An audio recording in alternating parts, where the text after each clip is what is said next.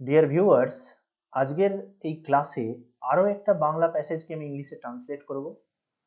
তো ভিডিওটা যদি তোমরা প্রথম থেকে শেষ অবধি দেখো কিভাবে আমরা প্যাসেজটাকে সহজে ট্রান্সলেট করছি সেটা কিন্তু তোমরা শিখবে।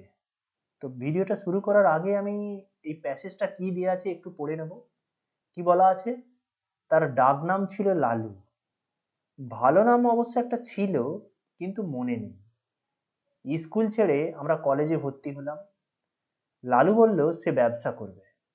মায়ের কাছে 10 টাকা চেয়ে নিয়ে সে ঠিকাদারি শুরু করে দিল। আমরা বললাম, তোমার পুঁজি তো 10 টাকা। সে হেসে বলল, আর কত চাই, এই তো ঢের। সবাই তাকে ভালোবাসতো। তার কাজ জুটে গেল। তারপর কলেজের পথে প্রায় দেখতে পেতাম লালু ছাতি মাথায় জন কয়েক কুলি মজুর নিয়ে রাস্তায় ছোটখাটো মেরামতির কাজে লেগেছে। আমাদের দেখে হেসে তামাশা করে বলতো, যা যা দৌড়া, পার্সেন্টেজ খাতায় ঢেরা পড়ে যাবে। তাহলে আজকের প্যাসেজ হচ্ছে এই অত্যন্ত একটা গুরুত্বপূর্ণ প্যাসেজ।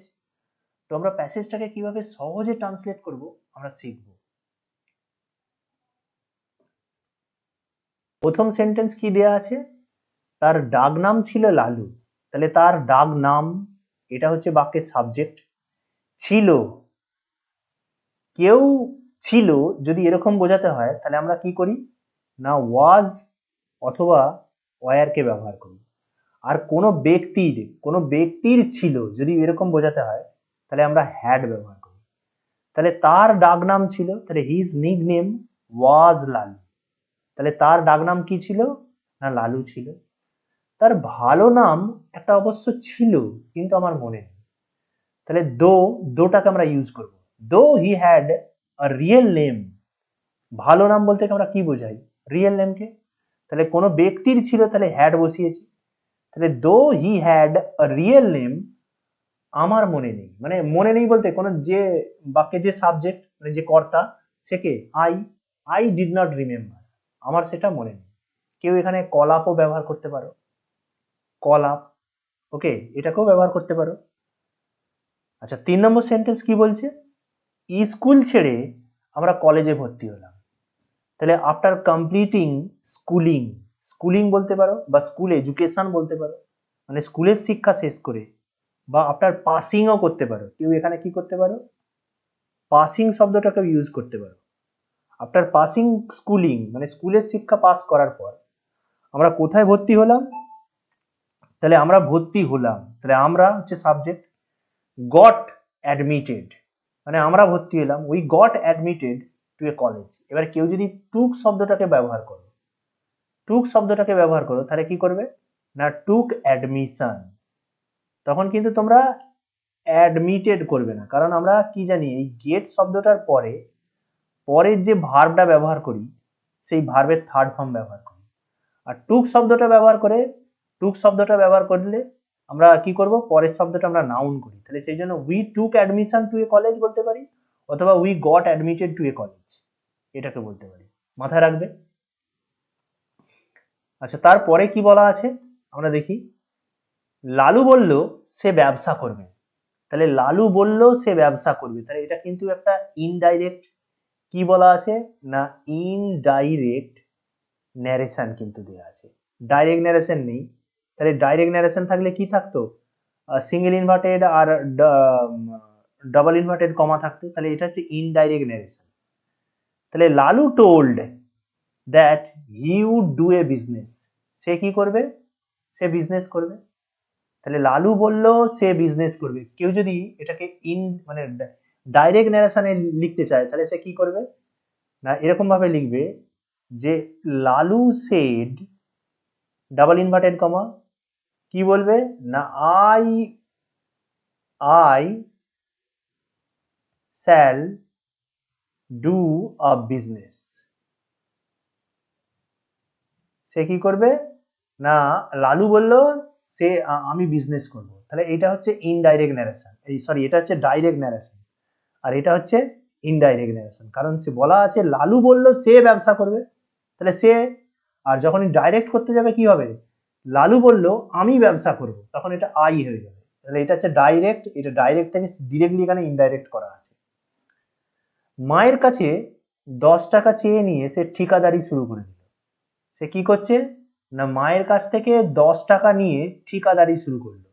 তাহলে আমি কি বলবো না সে হি টুক 10 রুপিস ফ্রম হিজ মাদার। কোথা থেকে নিল? হি টুক, নিল, পাস্ট টেন্সে। এটা কোন টেন্সে আছে না পাস্ট টেন্সে লেখা আছে। তাহলে হি টেক শব্দর এই যে টেক শব্দটা এর সেকেন্ড ফর্ম কি? টুক। তাহলে আমরা টুক শব্দটাকে ইউজ করব।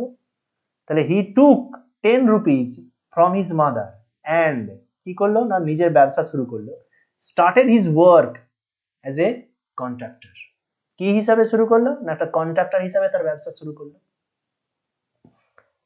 6 নম্বর আমরা বললাম তোমার পুঁজি তো 10 টাকা। তাহলে দেখো আমরা বললাম, তাহলে এটা কিন্তু ডাইরেক্ট ন্যারেশন। এটা কি ন্যারেশন? এটা হচ্ছে ডাইরেক্ট ন্যারেশন। তাহলে আমরা কি বলবো? উই সেড, কমা দিয়েছি, double inverted comma, your capital is 10 rupees. তোমার পুঁজি তো 10 টাকা। 7 নম্বর কোশ্চেন, 7 নম্বর ট্রান্সলেশন, সে হেসে বলল আর কত চাই, এই তো ঢের। তাহলে সে হেসে বলল, তার মানে এটাও কিন্তু direct narration. He smiled and said, he smile সে হাসলো, অ্যান্ড সেড সে বলল। কেউ এরকম লিখতে পারো হি সেড স্মাইলিংলি, এটাকেও করতে পারো।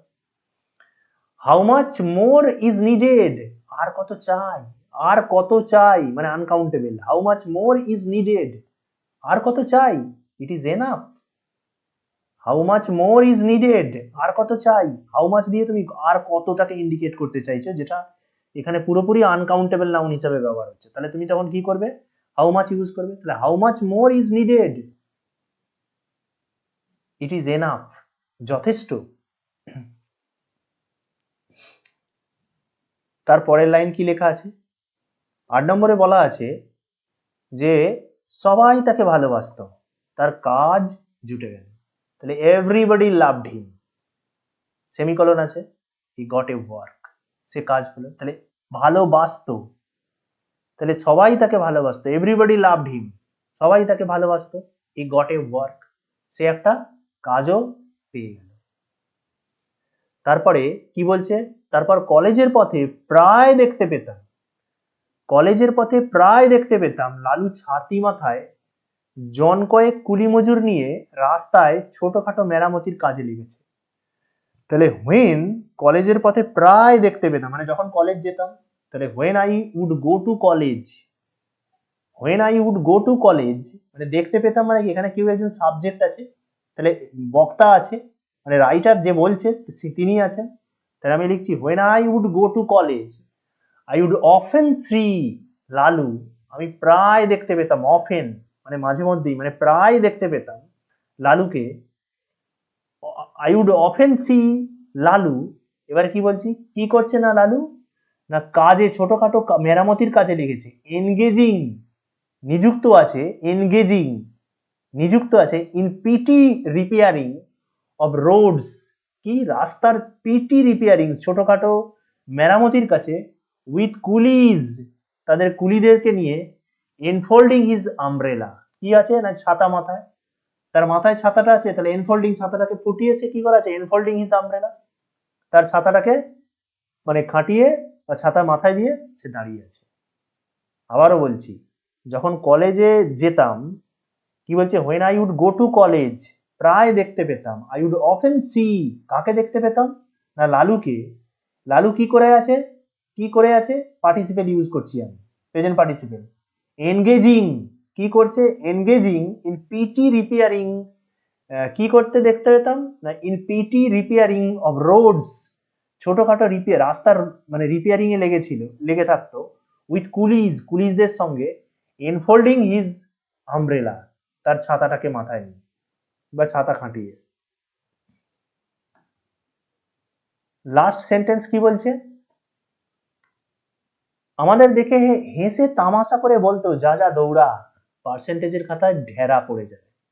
তাহলে আমাদের দেখে তামাশা করে হেসে বলতো, তাহলে হিউড বলতো অতীতকালে একটা কাজ চলতো, তাহলে হিউড লাফ অ্যাট আস, হিউড লাফ অ্যাট আস। উড শব্দটার পরে আমরা কি করব না ভার্বের ফার্স্ট ফর্ম ইউজ করি।